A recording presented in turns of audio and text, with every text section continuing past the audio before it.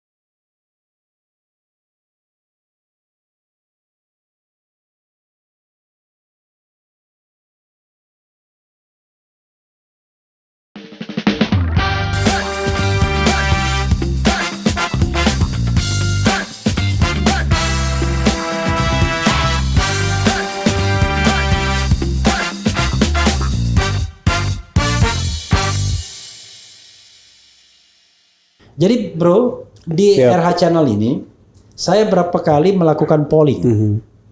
Polling kita yang ikutin puluhan ribu, bukan 1.200. Kayak sebenarnya kan survei. Polling kita katanya kemarin musyawarah rakyat.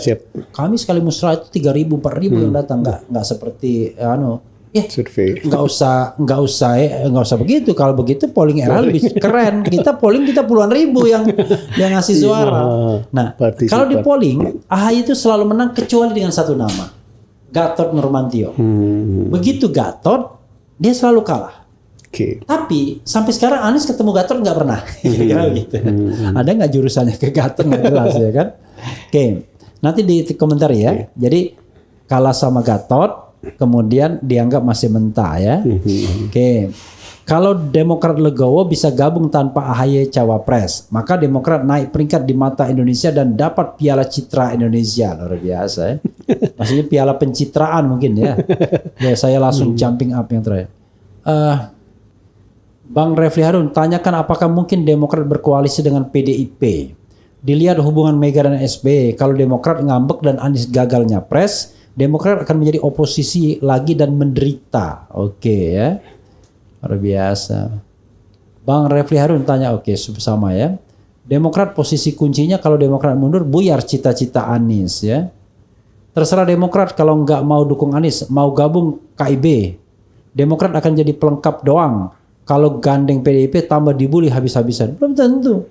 Digandeng KIB, dia jadi wakilnya Ganjar ya kan. KIB kan political vehicle bagi Ganjar Pranowo kata pengamat kan begitu. Pengamat kan banyak yang bilang begitu. Oke, silakan bro. Siap. Soal mentah dulu. Yang pertama, tadi sempat disinggung kan antara Pak Gatot dan Mas AHY. Ini kan sebenarnya punya background yang sama-sama militer, sama-sama TNI, dan memang berdasarkan hasil survei preferensi pemilih untuk memilih calon pemimpin yang punya latar belakang militer atau kepemimpinan yang kuat, yang identik dengan militer itu juga tinggi, cukup besar. Karenanya kalau kemudian misalnya Pak Prabowo, Mas AHY maupun Pak Gatot atau ini pasti beririsan karena punya background yang sama, segmen yang sama. Dan karenanya itu pula yang bagi kami background Mas AHY yang dari TNI, perwira TNI sebelum hijrah ke panggung politik untuk kemudian menjadi ketua umum ya. Ya. Mas Anies sendiri backgroundnya sebagai intelektual akademisi sebelum hijrah ke panggung politik dan kemudian pernah menjadi menteri, saat ini pernah juga sebagai gubernur. Ya. Tentu ini saling melengkapi, saling mengisi. Punya pengalaman satu dari akademisi jadi pemerintahan, Mas Ketum AHY dari TNI, kemudian menjadi ketua umum partai. Ini kan saling mengisi, saling melengkapi, menggenapkan satu dan yang lain. Yang berikut, kalau tadi ada anggapan bahwa AHY dianggap masih terlalu hijau, saya pikir kita berinteraksi langsung. Saya mengenal Mas Ketum AHY itu sejak beliau masuk ke panggung politik sebagai calon gubernur DKI sejak 2016 yang lalu. Beliau ini adalah tipikal manusia pembelajar ya, yang cepat melakukan adaptasi, fast learning, tipikalnya, dan ini juga didukung oleh rekam jejaknya yang sangat mendukung untuk itu. Dia dari SMA Taruna juga lulusan terbaik di Akademi Militer Meraih Hadi Makayasa. Kemudian di penugasan di militer pun selalu berhasil menyelesaikan penugasan dengan prestasi yang gemilang, dan ini tentu modal penting yang ada di Mas Ketum AHY. Beliau juga berada pada lingkungan yang sangat kondusif untuk mendukung proses yang saat ini sedang diikhtiarkan untuk masuk di pemerintahan, kalau insya Allah nanti mendapatkan mandat rakyat ya. Ada Pak SBY sebagai the best mentor, dan ada banyak networking yang dimiliki oleh beliau yang bisa menopang dan mendukung untuk penugasan-penugasan yang kalau misalnya mendapatkan tugas sejarah dan Tuhan berkehendak beliau mendapatkan mandat rakyat sebagai cawapres misalnya, sebagai wapres di 2024 nanti pasca Pilpres. Jadi AHY bukan hanya sebagai individu saja, tapi AHY itu di balik AHY itu ada Partai Demokrat yang punya pengalaman di 2 periode di pemerintahan dan saat ini 2 periode sebagai oposisi.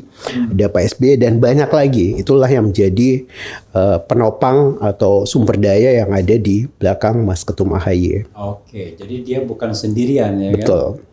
Beda sama Gatot sendirian, kira-kira begitu. Jadi kalau tagline-nya kalau Mas Ketum AHY ini kayak fans Liverpool ya, you never walk alone. Ada banyak di situ. Dia tidak pernah pergi sejalan sendirian ya. Betul. Selalu jalan bareng-bareng. Oke. Coba kita bacakan lagi ya. Anies AHY cocok ya. Memang saya bayangkan tuh kalau Anies AHY, waduh bisa histeris tuh mak-mak ya. Jadi segmen Anies mak-mak ya kan, segmen AHY ya agak ke bawah sedikit ya kan. Nah gitu ya. Nanti segmen lainnya artis-artis ya kan yang kampanye. Oke, tapi ada satu hal yang sebenarnya saya juga perhatikan ya.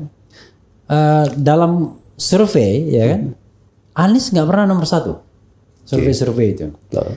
Paling dia nomor 3. Nomor 1 itu bergantian antara Ganjar dan Prabowo. Padahal secara teoritis saya katakan, harusnya Anies minimal nomor 2. Karena dia mewakili satu kubu oposisi. Sementara mereka yang 2 ini dipersepsikan kubu istana. Tapi survei Anies nomor 3 dan jauh lagi. Nomor 1 Ganjar, sekarang ini trennya Prabowo, Anies agak jauh. Jadi kalau Ganjar sama Prabowo masih margin of error, kadang-kadang Anies udah jauh. Di luar margin of error ya. Komentar bro. Iya, makanya dari hasil survei tadi itu yang semakin menguatkan argumentasi bahwa menjadi penting sosok figur calon pendamping Mas Anies untuk memberikan kontribusi elektoral. Termasuk tadi pada kalau kita bedah dari aspek geopolitiknya, di Mas Anies bisa ngambil di mana, calon pendampingnya bisa ngambil basis dukungan di mana, background Mas Anies sendiri sebagai orang yang dulunya akademisi, kemudian di pemerintahan, tentu butuh background calon pendamping yang bisa mengisi untuk itu, termasuk juga sesuai preferensi pemilih bahwa saat ini kenapa misalnya Pak Prabowo cukup tinggi karena preferensi pemilih untuk memilih militer itu juga cukup tinggi dan bagi kami ya Mas Ketum AHY punya itu sebagai resource yang dimiliki untuk modal membangun sinergi karena ini kan punya keunggulan komparatif masing-masing. Mas Anies punya segmen sendiri, Mas Ketum AHY juga kurang lebih sama meskipun di sebagian itu beririsan, tetapi ada segmen yang berbeda. Satu tentu kalau misalnya Mas Anies saat ini cenderung dipersepsikan kanan ya oleh pihak-pihak tertentu, Mas Ketum AHY nggak mungkin, backgroundnya TNI, silsilah keluarganya jelas semuanya kan itu sebagai penjaga Pancasila dan sebagainya. Karenanya ini menjadi penting bagi kita untuk betul-betul menemukan paket pasangan. Kalau nggak AHY siapa coba yang bisa menutupi itu? Itu pertanyaannya.